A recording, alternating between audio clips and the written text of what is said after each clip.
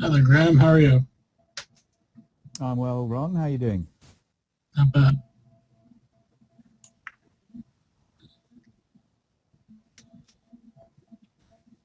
What's new in your part of the world? Oh, same old, same old. Yep, not much new here. I don't know, I didn't advertise this one too much, so we'll see how many people actually show up. How And many there did we you have go. for? Did you broadcast on Thursday? Thursday, I waited around 15 minutes and nobody showed up, so I just let it go. Okay. And I think I'm gonna cancel Thursdays from here on out. It's always been less attempts than Mondays, so Right. we'll see if we Yeah. can even support Mondays at this point. Yeah.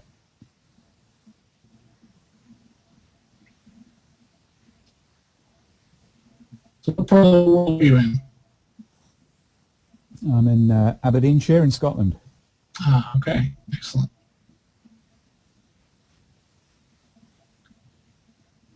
Actually, there's one thing that was of interest during the week. We had reports of a very bright fireball Yes. Yep. meteor, Did you see and that? I didn't know. In fact, the evening it appeared, I did look out and see that it was a very, very starry night. Mm-hmm. But no, and I do go out with binoculars occasionally Mm-hmm. to stargaze, but not on that night. But we had friends of friends who didn't see it but heard it. Oh, interesting. Yeah, and in fact, the media reports mentioned the same thing, that a lot of people had heard a fairly loud noise. Mm-hmm. Many thought it might have been a mid-air collision and had reported it to the police. But I guess it was just the thing decelerating and Right. coming through the sound barrier. Possibly explain at some point, but I actually saw. I was actually watching Twitter. Ian Stimson at Kiel. He saw it and tweeted shortly thereafter, and then a couple of other folks joined in about it. So yeah, was there? I know there was at least one sky-pointed camera that caught its trail. Was there any thought that it had actually come down on land somewhere? No, I thought that might have been a possibility, and I did look on the media reports of any reported landing, but I haven't seen anything. Mm-hmm. I saw one or two comments about possible landing sites in the Bay of Biscay. I mean, presumably it was when it passed over Scotland and the rest of Britain, it was still at a fairly considerable altitude. So I guess they thought it must have travelled on a considerable distance further. Yep. Although I suppose trajectory would make some difference. It could have been coming more straight in. I guess it wasn't. But Yeah. But I understand it's extremely rare to have a matched visual sighting and find the impact site and actually recover material. I think it's only happened a couple of times. that's right. And there's even one. Well, there's one more extreme case, which is there's one that was actually tracked. I don't know, by radar or by some sort of means prior to entering the Earth's atmosphere. In Sudan, I believe, is where it made its fall, and they actually recovered a bit of that. I'm not sure it was witnessed on its way in, but actually, I think it was, because I think there was an airliner that saw it, and that was part of how they located its landing spot. Yeah. Yeah, it is rare. I know a couple of years back there was a fall in Wisconsin. I don't recall what it was seen, but they recovered a couple pieces. And the Geology Museum got at least one or two of those. Yeah. So yeah. Yeah, would it's be. very interesting. I mean, I know a little bit about meteoritics and Mhm. how that all relates to, building blocks of the early Earth and stuff. And Mhm. the thing that occurs to me, or strikes me, is that the materials which turn out to have the closest compositions to what's believed to make up the primitive early mantle are also the very rarest of falls. So that the ordinary chondrites, the Right. stonies which are very, very common Mhm. for various isotopic reasons, aren't believed to be part of the material that Right. the Earth kind of agglomerated out of. And that I find that very, very interesting. It kind of suggests that, I guess one view is that when the Earth's kind of swept out Mhm. its sort of coalescing material, it did Curvature. so Yeah. rather efficiently in a Yes. discrete annulus, and it Mhm. actually hoovered everything up, and therefore, we really don't have The very ones that good samples at all of what the Earth is made of. and in fact, probably then the ones that come in are deflected out of some other orbit further out, so they're perhaps further in. Yeah, it's an interesting one.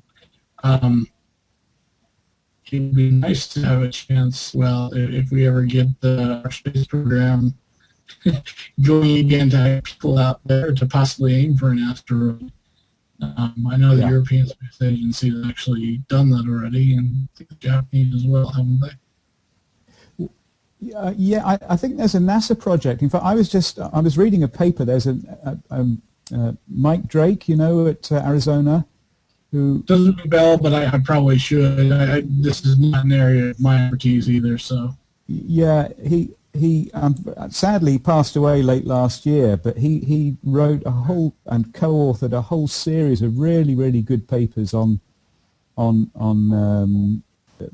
sort of meteoritics and how that all relates to Earth materials. And just before he passed away, he was deeply involved in getting a NASA project for a sample and return mission, and hopefully that is going to go ahead. Yeah.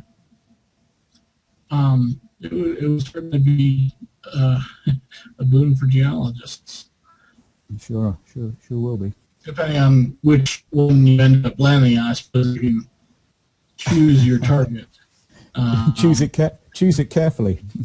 well, yeah, I suppose. But yeah, uh, I saw also in the news today a brief mention that apparently the volcanologists, the folks anyway watching El Hierro in the Canary Islands, have officially declared it back to dormancy again. Okay. The eruption is over. So So I noticed basically the last 2 or 3 weeks was very thin on details. So yeah, yeah. So nature disappoints yet again. it kept us captivated. It just never showed its hand fully. Yeah, yeah, yeah. I suppose for European air travel, that was probably a blessing. I Although I think so. still Yes. blown that toward the Americas.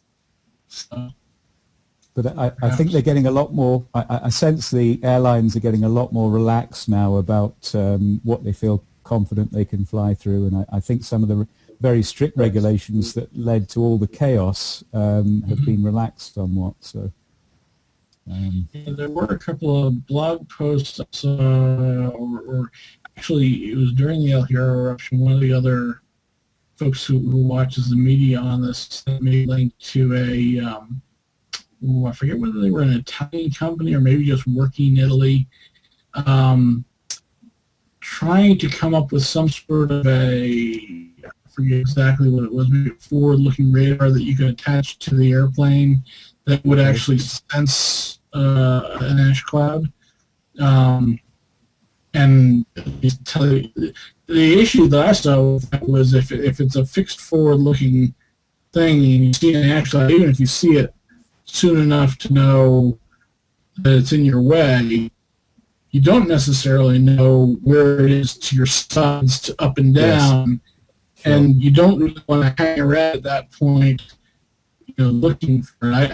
I would, yeah, I would be a little bit concerned about using it. I guess it depends on how far out you were able to see it, Yeah. Yeah. but certainly it's No, working in that direction. it sounds like a good idea, but I'm not sure they maybe fully thought Yeah, that one through about the circumstances when it would be of use. Might be too late. exactly, Yeah. exactly. Um, yeah, so that's something else. I don't know what else there is that's been new. Really, Yeah. I kind of taken the weekend off from Twitter, and Yeah, I've had a quick look through some of the news aggregators for Earth Science Stories, and there are one or two things. I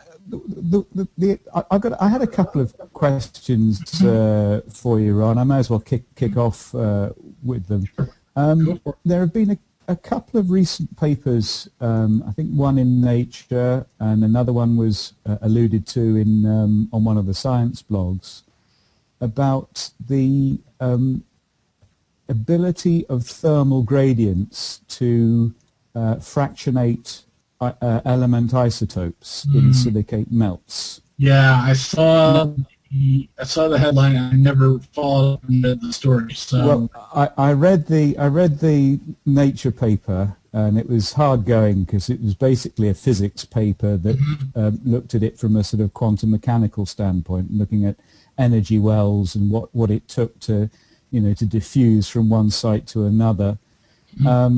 But the bottom line was that from a sort of geochemical perspective, it's potentially quite an important process, and I remember being taught that because they're chemical isotopes that elemental isotopes, the chemistry is essentially the same for both types, and that's of course the value of the isotope behavior is that you don't have significant isotope fractionation. certainly that's true among the heavier isotopes. For the heavier ones, yes. But Yeah. yeah, and it made me think about whether or not the sort of recognition of sort of temperature gradients might be an added area of uncertainty to the conclusions that you can draw when you do your sort of isotope studies. Whether that's been taken account of. What I don't know, Ron, is whether it's a particularly sort of significant effect, or it's just very, very minor differences that result from these thermal gradients. I'm going to have to not weigh in on this one because I just read the paper. I don't know enough of what they had to say about how much of an effect it was. You remember the isotopes they were working with actually? Sorry, Ron, say again. Remember which isotopes they were working with? I think it was mainly a kind of intermediate mass. I think they were looking at iron and sort of calcium, those sorts of weights, rather than the the really heavy ones like uranium and lead and so forth. So, but there was one comment on the report, which was from a guy that pointed out that this might have significance for the D double prime layer, which of course is, in some people's view, a sort of partially molten layer at the thermal boundary between the core and the mantle. Obviously, thermal gradients sustained over very, very large periods of time, with melt involvement, and it got me thinking that maybe that is a significant phenomenon if you're trying to interpret, for example, mantle plume geochemistry. Sure, and that would be the one area where you would actually sample, potentially, sample that directly. I suppose, depending on whether there be whole mantle connection, you could argue that it has a wider effect. But that is even though I did do isotope geochemistry with my PhD, it was um, largely the heavier isotopes, so lead, strontium, neodymium. I guess Yeah. strontium's kind of down in that weight range, Yeah. perhaps. Yeah. Yeah. Um, Yeah. but also dealing with crustal rocks. So, in fact, what I was doing was really looking sediment sources. So it was even less of a Earth evolution sort of study. So Yeah. I don't know that I want to jump in on a detailed prime argument and try and pontificate on that. Yeah. I mean, I did a bit of digging around in the literature, and I found one paper from about 96, 97, looking at a granodiorite intrusion Mm-hmm. and speculating that the thermal gradients towards the margins of that intrusion could have been a site for this process to have dictated some aspect, I can't remember the details, of some aspect of the isotope ratios that they observed. So it certainly has been looked at in a in a field context, but it's a very rare phenomenon as far as I can see. Yeah, It and hasn't been there widely considered. you really would want to know what sort of scales they're talking about. What sort of, I mean, are we talking about meter scale? Are we talking about kilometer scale? What sort of gradients? I guess No, it would have to be well, short scales, right? I mean, yes, I mean, they are short scales. yeah, The second of the two papers that's just come out was actually experimentally based, and they were looking at experimental rigs with silicate melts at with a temperature gradient of the order, I think, of just sort of a meter or so. So I mean, they were looking at very short scale distances and experimental runs of the order of a month or so. I would imagine this is only going to really affect plutonic rocks, volcanic rocks Sure. being crystallized so quickly that this effect wouldn't have a chance to come Yeah. into play. And then I actually come back to,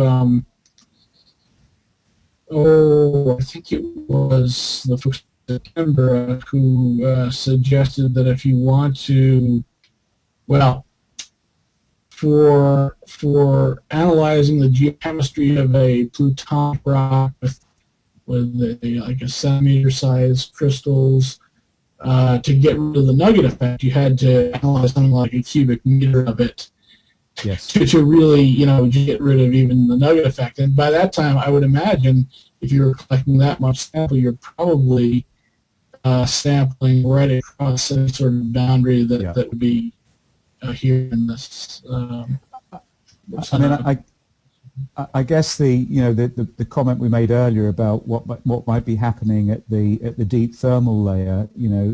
here's a region which potentially has been through multiple cycles of cooling, heating, differentiation, fractionation, and perhaps that is the place where researchers need to give a bit more thought about whether it could be an important player in the Sure. in the way the isotopes evolve.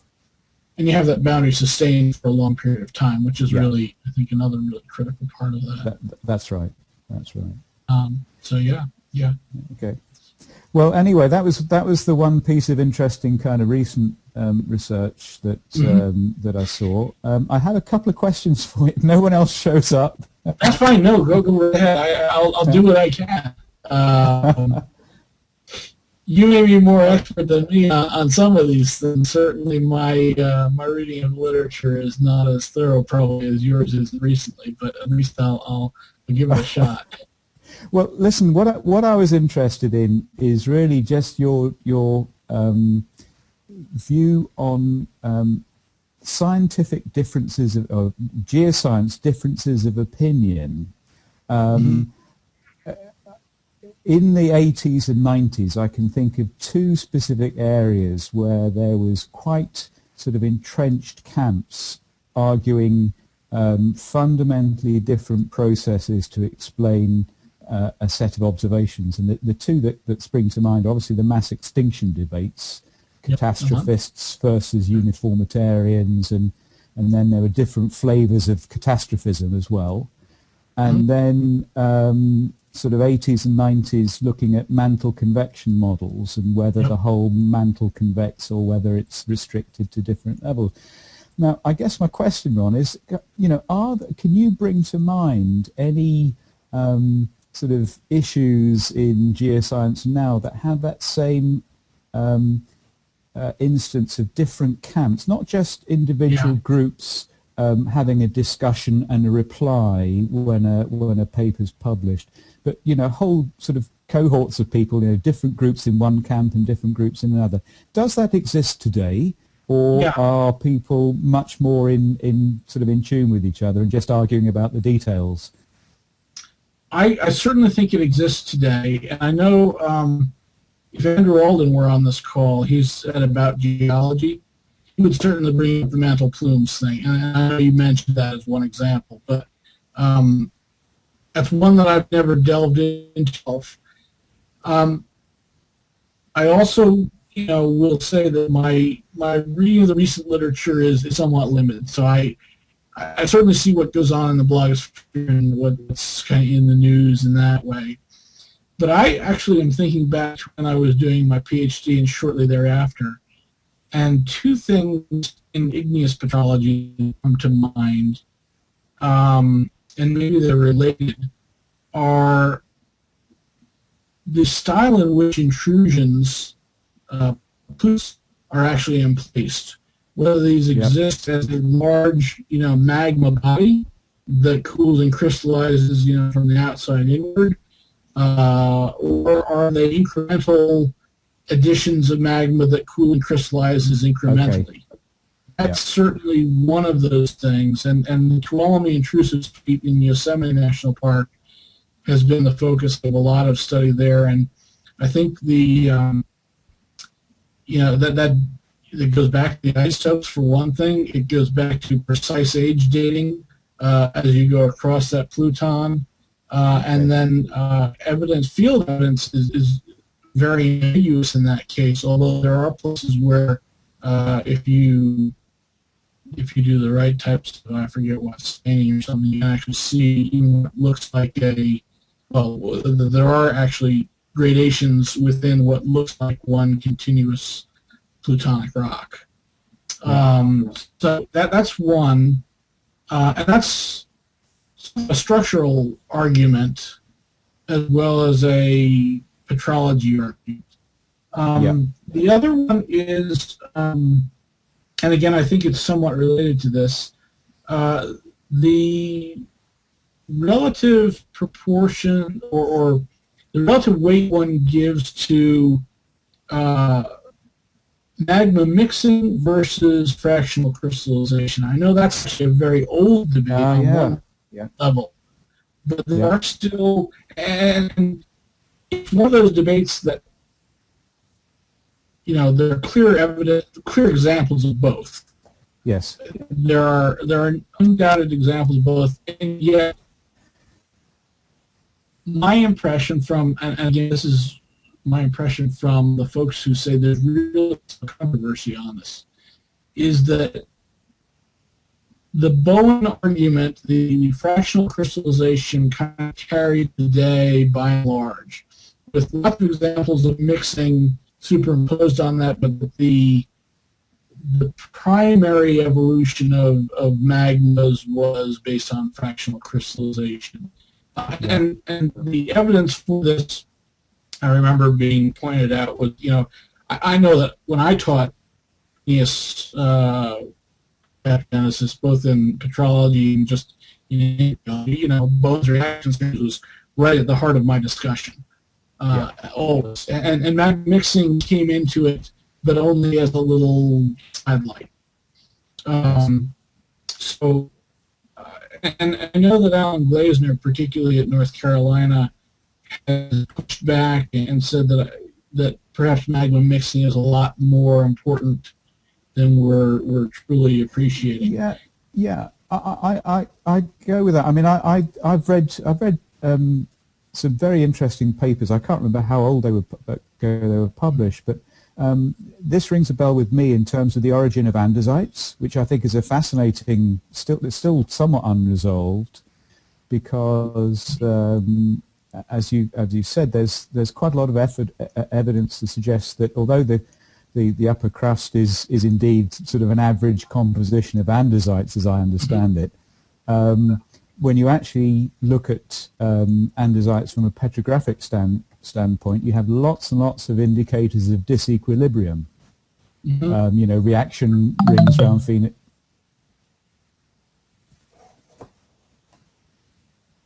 You still there, Ron?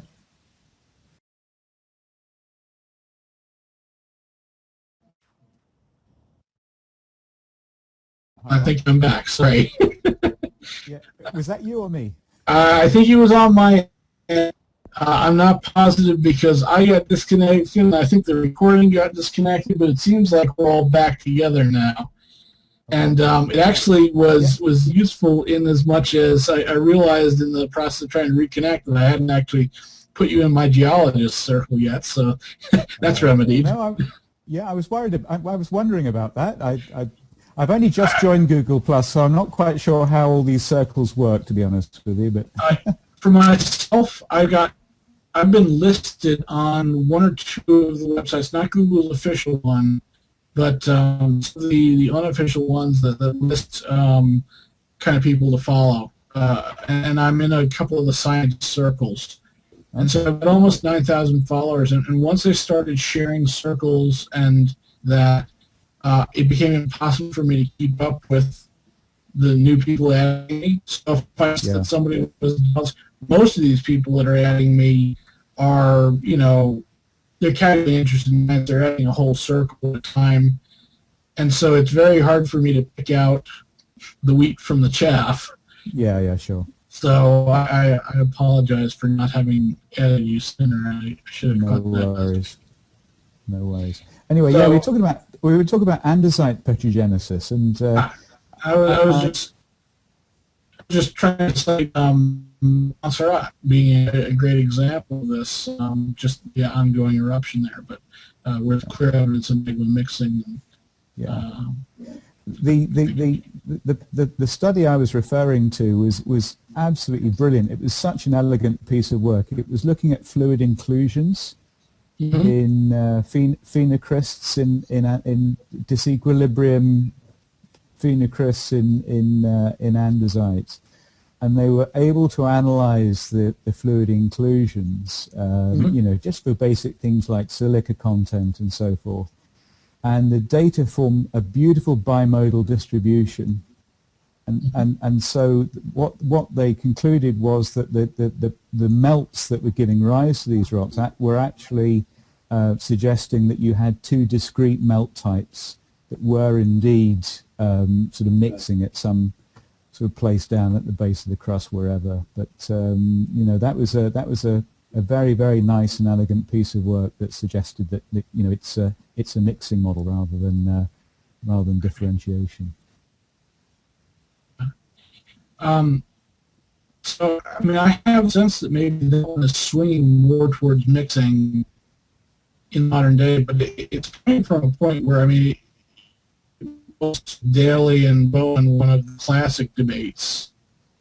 And, again, my sense is that it went over toward Bowen having carried the battle and won the day, and, examples of mixing certainly, but not a primary cause of differentiation as mixing. But it's that's one. Anyway, so those two are ones that come to mind now, and those are both kind of close to my own areas of interest and expertise. So I don't know if I can think of any others right off the top of my head.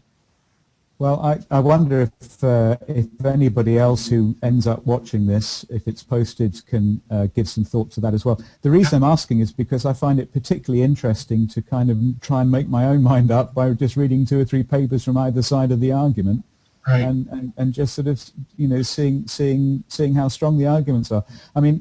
coming back, I mentioned the mass extinction debates earlier, Mm-hmm. and I was amazed to see they're still going on. I think there was an Yes. exchange of papers in Science last year with about 50 signatories to each letter, going over the same arguments again, and let's just say there didn't seem to be a meeting of minds.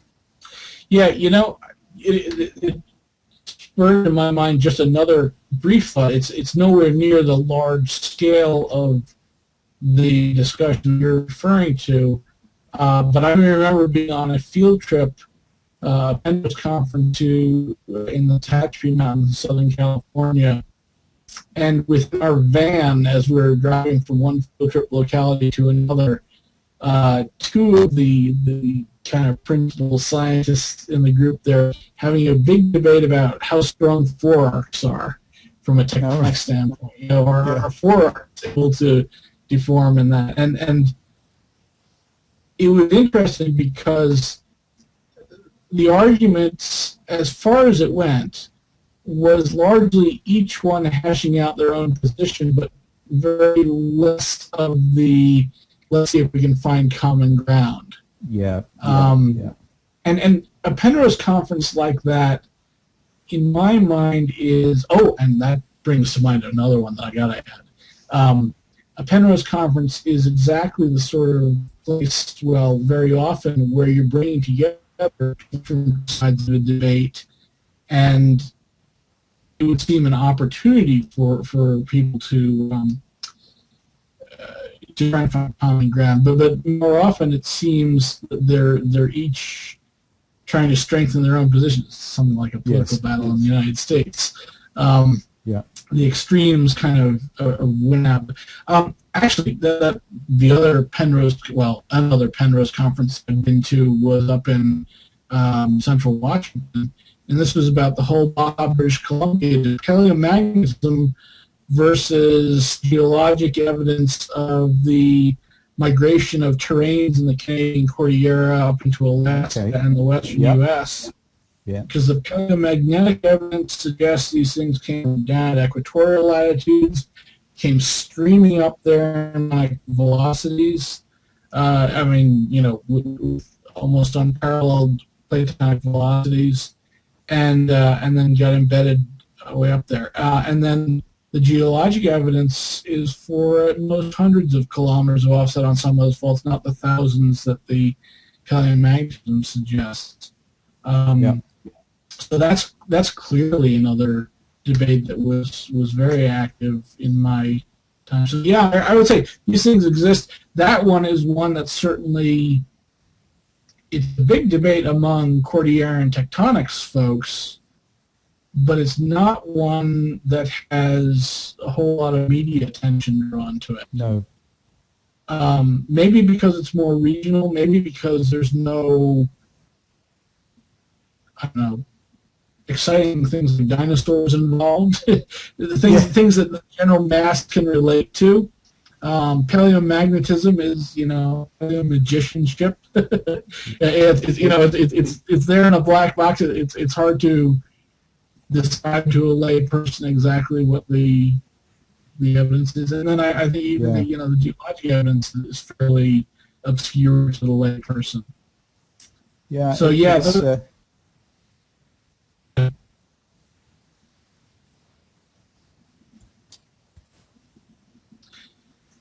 those are some examples. I'm sure there are others, and probably the more I think about this, the more we can come up with them. I think that they don't always rise to the level of media awareness.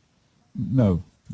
I guess what if you do have any more thoughts on that, particularly ones that have arisen, I think the ones that you've mentioned, certainly the one about the space problem for Plutons, those have been around for a while. But what I'm really interested in for people who are kind of, got their finger on the pulse, the kind of issues that have maybe come up in the last, say, 5 to 10 years and are still unresolved.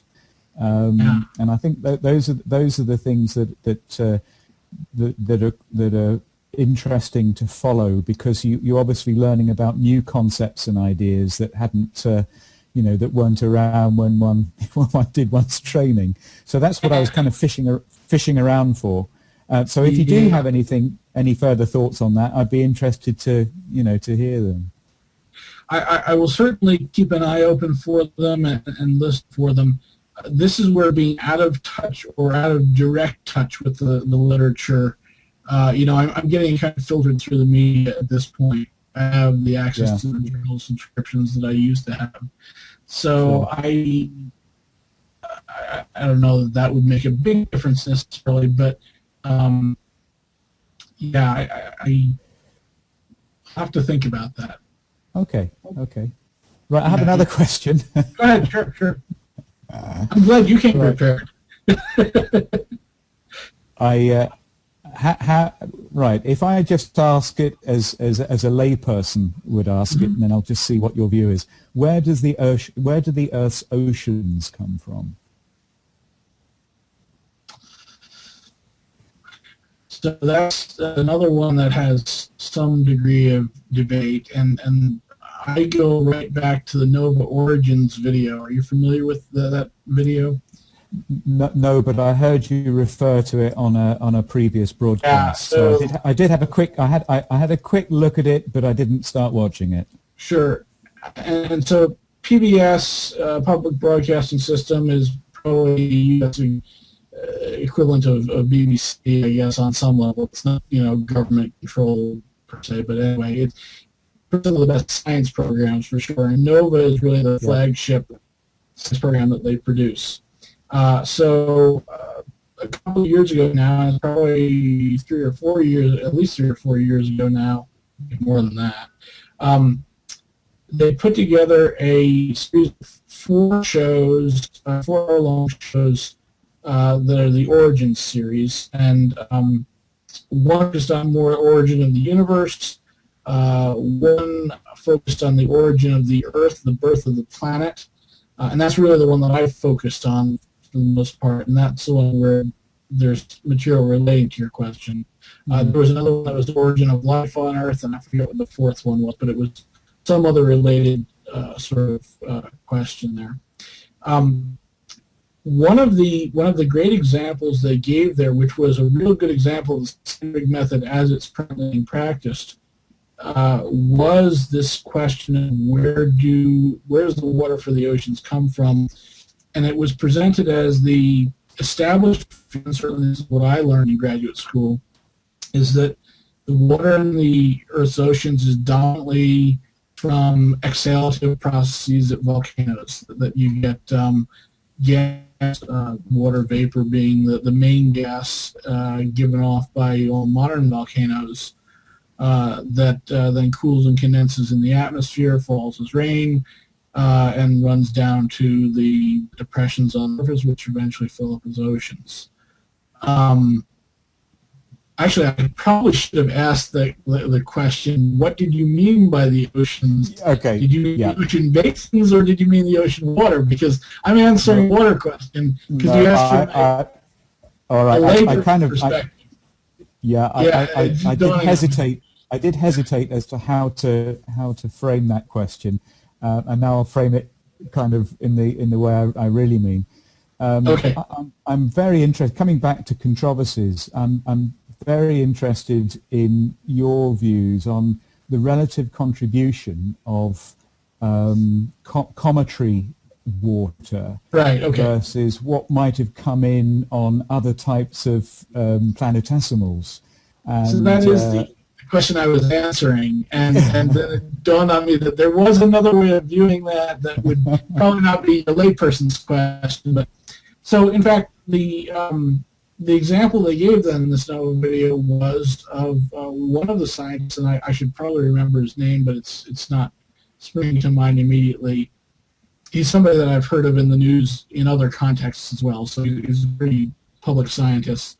But he was at one of the telescopes on Mauna Kea in Hawaii, trying to get a spectrographic image of the comet to determine its isotopic composition.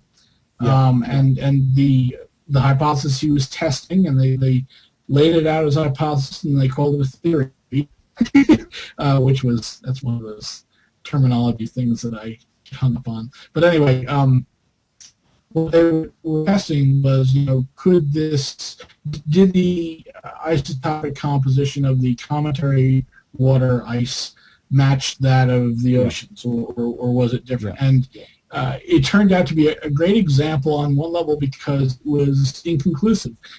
the comet that they went and looked at was a very dirty comet. They couldn't actually get any useful data off of it. So, but I think,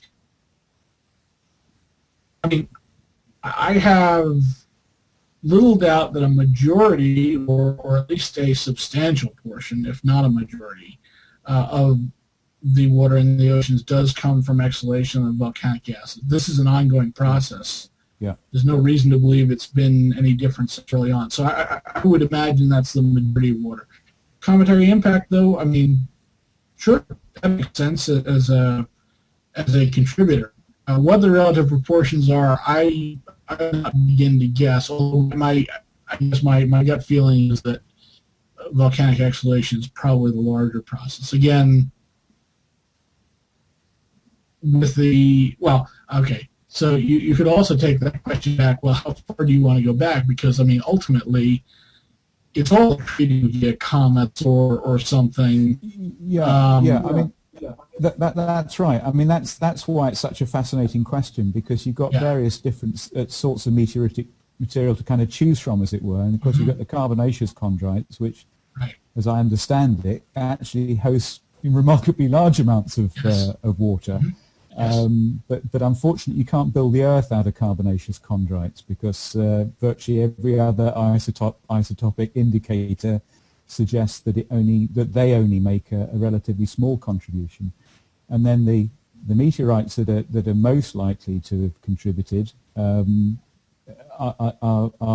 sort of anhydrous, as I understand it, the enstatite chondrite. So it's a real problem, sort of knowing quite what the mix is. But the reason I ask is because I always remember being taught that cometary material actually, this kind of late bombardment or whatever, or this kind of late veneer, delivered the bulk of the water, and I believe that right up until I looked at the deuterium hydrogen data from is it Hale Bopp and one or two others, and that showed that if those comets are representative of the type of water knocking around in most comets, then they simply couldn't have been the majority source.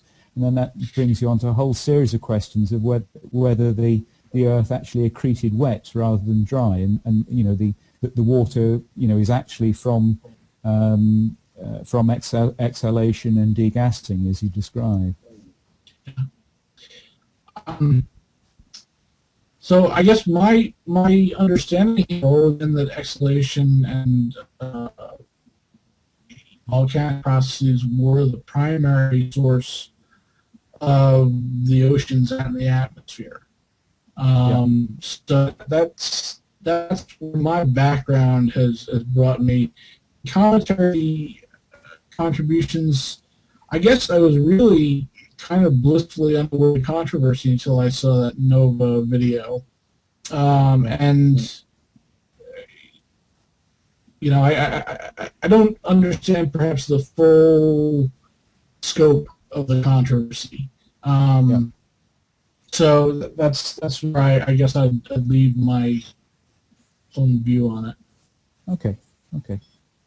I'm getting a red warning suggesting that we're in connectivity here. So in case we drop out in a minute, you'll know that it was foretold. Anyway, if I drop out, you will. Hey. You won't. Carry on. Do we have somebody else?